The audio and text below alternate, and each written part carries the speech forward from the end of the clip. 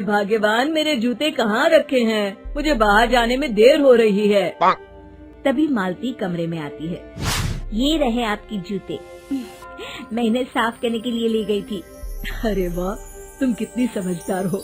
मेरे बिना कुछ कहे ही सारे काम कर देती हो।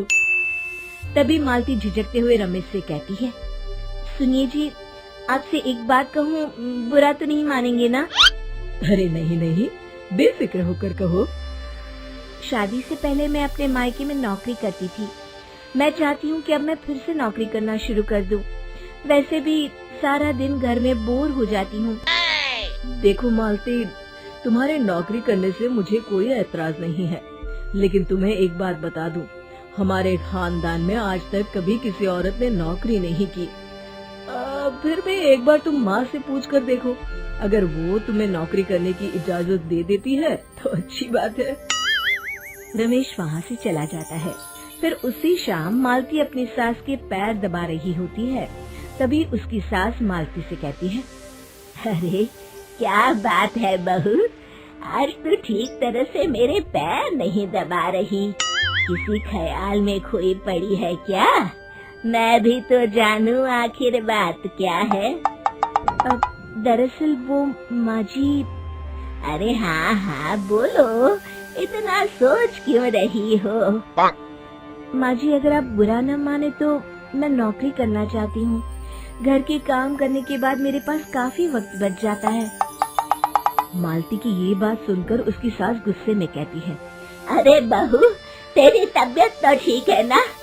आज ये कैसी बहकी बातें कर रही है?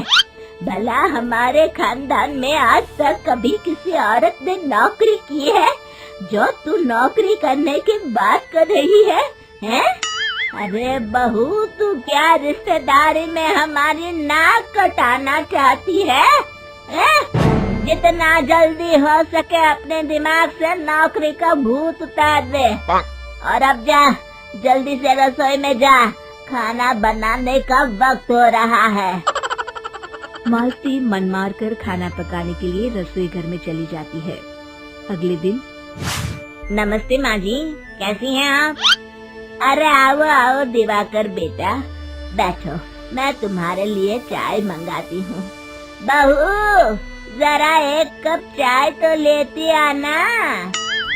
फिर दिवाकर एक फाइल खोलकर मालती की सास के सामने रख देता है। ये देखिए माँ जी, ये है पिछले महीने का हिसाब और ये रहे मुनाफे के रुपए। एक बार हिसाब देख लीजिए और इन कागजों पर अपने दस्तखत कर दीजिए। अरे दिवाकर बेटा, मैंने भला आज तक कभी तेरा हिसाब देखा है जो अब देखूंगी? ला बता, कहाँ दस्तखत करूं? तभी मालती चाय लेकर वहाँ आ जाती है और अपनी सास को बिना कागजातों को पढ़े इस तरह लापरवाही से दस्तखत करते हुए देखकर हैरान रह जाती है। अच्छा माँ जी, अब मैं चलता हूँ, फैक्ट्री में बहुत काम है। फिर दिवाकर वहाँ से चला जाता है। कुछ दिनों बाद मालती बाजार में कुछ सामान खरीद रही होती है। तभी एक बूढ़ा आदमी उसे आवाज देता है, अरे मालती बेटी, कैसी हो? मुझे पहचाना? मैं तुम्हारी कंपनी में मुनीम का काम करता हूँ। हाँ चाचा जी, मैं आपको बिल्कुल पहचानती हूँ। कहिए, कैसे हैं आप? मैं तो ठीक हूँ। कंपनी में कुछ भी ठीक नहीं चल रहा, यहाँ तक कि हमें ठीक वक्त पर तनख्वाह भी नहीं मिलती। ये आप क्या कह रहे हैं? अब क्या बताऊँ, आप लोग तो कभी हिसाब किताब देखने दफ्तर आते नहीं। मेरी मानो तो एक बार आप लोग दफ्तर आकर सारा हिसाब किताब देख लो, आपको असलियत पता चल जाएगी। अच्छा बेटी, अब मैं चलता हूँ, देर हो रही है। फिर वो बूढ़ा वहाँ से चला जाता है। वहीं दूसरी तरफ मालती घर पहुँचकर अपनी सास को सारी बात बताती है। तभी वहाँ रमेश भी आ जाता है, लेकिन मालती की सास मालती की किसी भी बात पर विश्वास नहीं करती। तभी रमेश कहता है, अरे माँ, बिना आग के कभी धुआं नहीं उठता। जब मालती इतना कह रही है तो हमें एक बार दफ्तर चलकर देख लेना चाहिए। वैसे भी हम लोग काफी दिन से अपने दफ्तर नहीं गए हैं। इस तरह किसी एक आदमी के भरोसे काम छोड़ना मुझे भी ठीक नहीं लगता। अगले दिन वे सभी अपने दफ्तर पहुंचते हैं और सीधे दिवाकर के कैबिन में जाते हैं। अचानक सबको एक साथ देखकर दिवाकर चौंक जाता है। अरे माँ जी, आप सब लोग अचानक यहाँ कैसे आ गए? अगर कुछ काम था तो मुझे एक फोन कर दिया होता, मैं आपके घर आ जाता। तभी मालती की सास कहती है, अरे दिवाकर बेटा, आज मैं हिसाब देखने दफ्तर आई हूँ, जरा मुझे पिछले 6 महीनों का हिसाब दिखाना तो बेटा। दिवाकर घबराते हुए हिसाब की फाइल मालती की सास को देता है। मालती की सास फाइल लेकर मालती को देती है और कहती है, ले बहू, देख ले हिसाब। मालती फाइल को बड़े गौर से देखती है और अगले ही पल उसे सारी गड़बड़ी समझ में आ जाती है। वो अपनी सास से कहती है, माँ जी, मुनीम चाचा बिल्कुल सही कह रहे थे। हमारी कंपनी में पिछले 6 महीनों में जितना मुनाफा हुआ है, हमें उसका आधा पैसा भी नहीं मिला। यूँ समझ लीजिए कि 1 रुपये में सिर्फ चवन्नी ही हमारे हाथों में आई है।